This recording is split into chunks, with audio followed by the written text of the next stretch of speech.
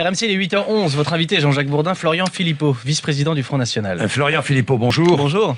Que valent les élections de Marine Le Pen et Nicolas Sarkozy, franchement? Elles valent ce qui est prévu par les statuts des différents partis. Des différents partis. Voilà. Non, je regarde parce que... Ce qui compte, c'est le suffrage des urnes auprès des Français, bien sûr. Mais je vois.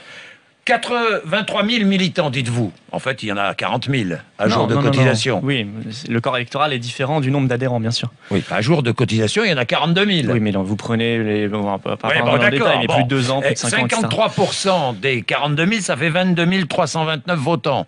On est bien d'accord. Donc elle a été élue par 22 000 militants. Nicolas Sarkozy, lui, a été élu par 38% des militants et adhérents de l'UMP. Que valent ces élections ? Oui, mais la grosse différence, si vous voulez, c'est que chez nous, il y a un chef, il y a un leader. Ah ben 100%, c'est sûr. Bah, vous avez un leader. On ne va pas inventer une division s'il n'y en a pas. Candidate. On ne va pas inventer une division s'il n'y en a pas. Et s'il y avait eu une contestation, elle se serait exprimée dans les bulletins blancs et nuls, puisque c'était un bulletin secret. Ça ne s'est pas exprimé, ce qui prouve que nous sommes unis, rassemblés. 17 bulletins nuls. Et je vous assure que ça fait du bien d'être unis et rassemblés quand on voit le spectacle à côté. Parce que vous comparez avec Nicolas Sarkozy, mais Nicolas Sarkozy est mal élu. Comment mal élu ? Ancien président de la République, il avait été élu à la tête de l'UMP il y a 10 ans avec 84% des voix, pas 64 comme cette fois-ci. Et même les sarkozystes avaient dit, si on fait moins de 80 ou moins de 70, avait-il dit en fin de campagne, sentant qu'il y avait un léger malaise, ce sera un échec. Donc c'est un échec de leur aveu même. À partir de là, ça signifie qu'il n'y a pas de candidat naturel à l'UMP, pour une raison simple, c'est que ce parti est miné de l'intérieur par les divisions, non pas d'idées, mais les divisions de personnes, les divisions d'ego. Alors ça n'est pas ça qu'attendent les Français.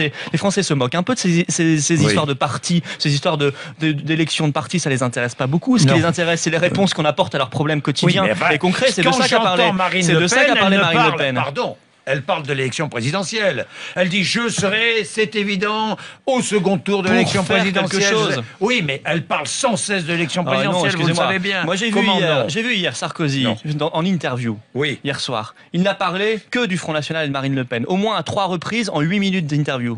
Alors que ce n'est pas nous qui sommes au pouvoir, c'est le président socialiste et le pouvoir socialiste. Qui est le leader de l'opposition ? Marine Le Pen, elle, a parlé de la France pendant 1 heure en discours hier. Des problèmes des Français et des solutions qu'on souhaite apporter. Le leader de l'opposition aujourd'hui ? Marine Le Pen, évidemment. La seule opposition que connaisse l'UMP, c'est l'opposition interne.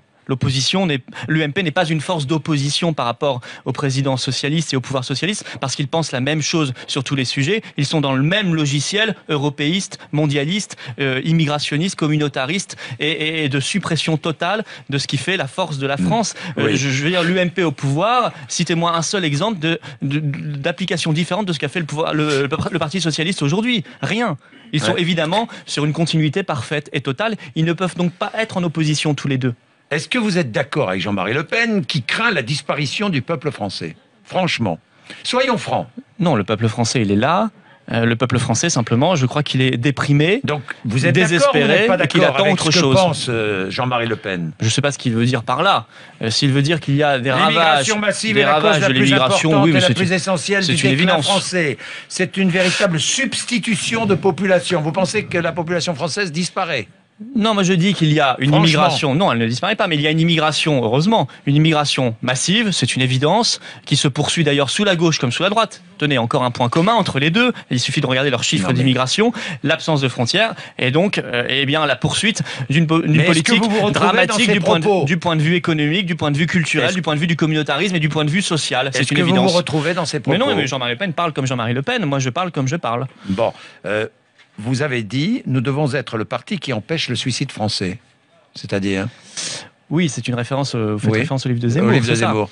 Bien sûr, nous sommes le parti de la résistance française et de la renaissance française. Bien sûr, notre parti est plein d'espérance. Il est lucide sur la gravité de la situation dans tous les domaines, mais en même temps, il est plein d'espérance. Et c'est pour ça d'ailleurs qu'il est le premier parti chez les jeunes, parce qu'il dit, on peut s'en sortir si on se retrousse les manches ensemble demain, si on mise sur nos atouts, si on change radicalement de politique, si on pense que la France doit être souveraine, doit être libre, et non pas soumise à toutes les puissances étrangères, Washington, Berlin, Bruxelles, le Qatar, etc., eh bien, on pourra s'en sortir parce qu'on est un vieux peuple, on est un grand peuple, on est un peuple plein de génie, plein de génie national. Est-ce que vous n'êtes pas enfermé dans la théorie du complot, non ? Ou certains d'entre vous au Front National, un complot dans ce que j'ai dit là.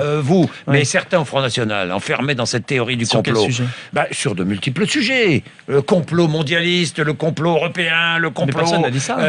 Certaines thèses au Front National sont défendues. Personne n'a dit ça. Personne. Ah non ? J'ai pas entendu le mot complot hier dans la bouche de quiconque au Front National, et certainement pas de Marine Le Pen. Non. La disparition du peuple français, c'est un complot. Hein, non, mais simplement, si vous voulez dire qu'il y a de graves problèmes dans le monde et en France, oui, on est conscient, et peut-être plus conscient que les autres qu'il y en a. Mais on est surtout conscient qu'il y a des solutions, voyez-vous.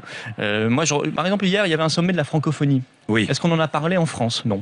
On est quand même le peuple qui a inventé la langue française, par définition. Vous rejoignez Yves Gégaud qui dit que l'élection la plus importante, c'était l'élection de la Canadienne à la tête de la francophonie. La francophonie...